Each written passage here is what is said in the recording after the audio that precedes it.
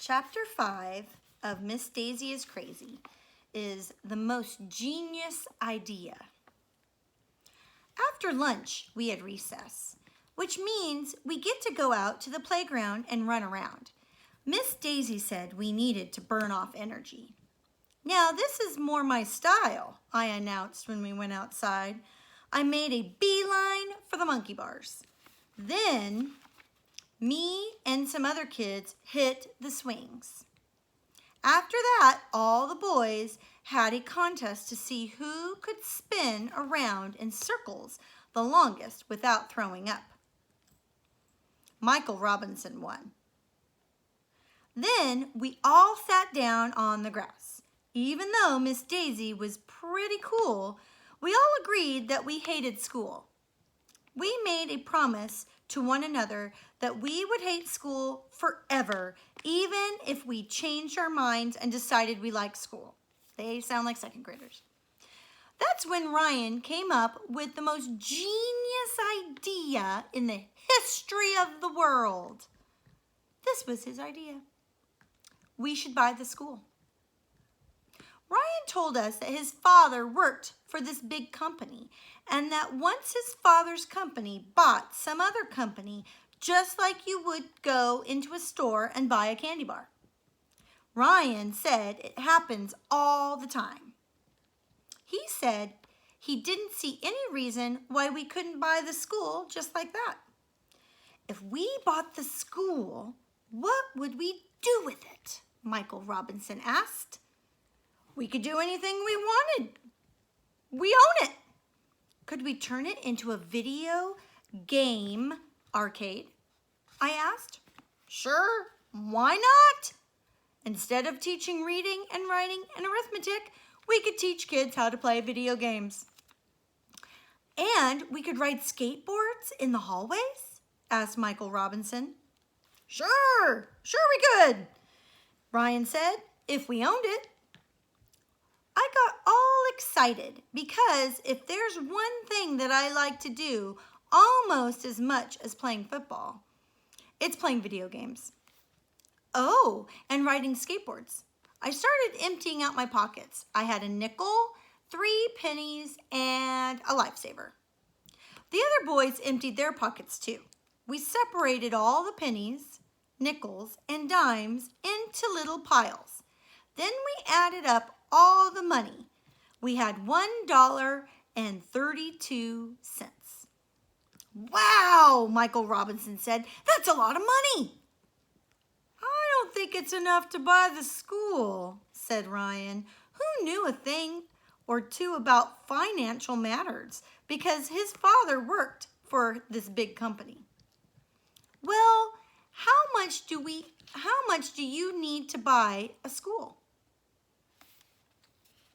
I asked. Beats me, said Ryan. We'd better ask Miss Daisy. We all rushed inside after recess and asked Miss Daisy how much it would cost to buy the school. Gee, I don't know, said Miss Daisy, who didn't seem to know much of anything. Why do you want to buy the school? We want to turn it into a video game arcade, I told her. What a great idea, she beamed. I love video games. There are so many schools and so few video game arcades. It makes perfect sense to turn some of those schools into video game arcades. I'll arrange a meeting with Mr. Klutz tomorrow so we can ask him if we can buy the school. But right now, we have to go to Mrs. Cooney's office. Mrs. Cooney's office is down the hall from our class. She says she's the school nurse, but personally, I think she's a spy. I'll tell you why.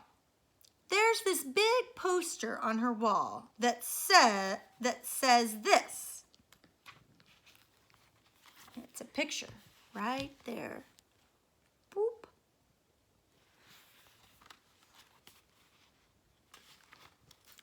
I tried to read it, and it didn't make any sense at all. Even Andrea Young didn't know how to read the poster, and she knows everything. I think Mrs. Cooney has created a secret code, and she's using the poster to send mystery spy messages. I will have to keep an eye on her. When we walked into Mrs. Cooney's office, she had us all line up in size order.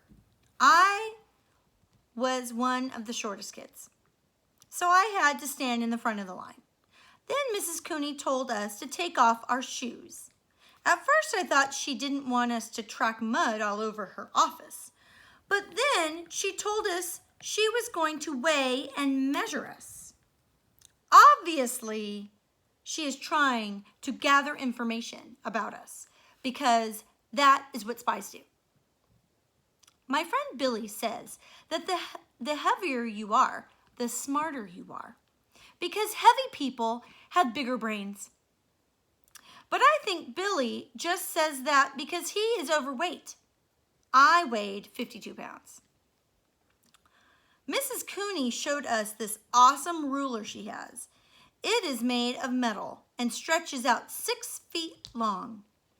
When she presses a button, the whole thing shoots into her hand and disappears like magic. That is cool. I'll bet she has lots of other spy tools too.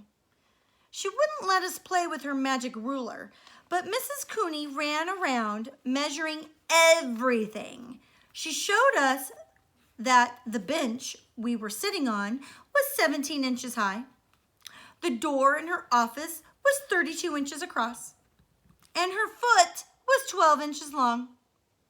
Hey, my foot is a foot, Mrs. Cooney exclaimed. Aren't all feet feet? I asked. Some feet are less than a foot, and some feet are more than a foot, she replied, but my foot is exactly a foot. I had no idea what she was talking about. Mrs. Cooney wrapped the measuring tape around her forehead and announced, "Look! My head is almost 2 feet in circumference."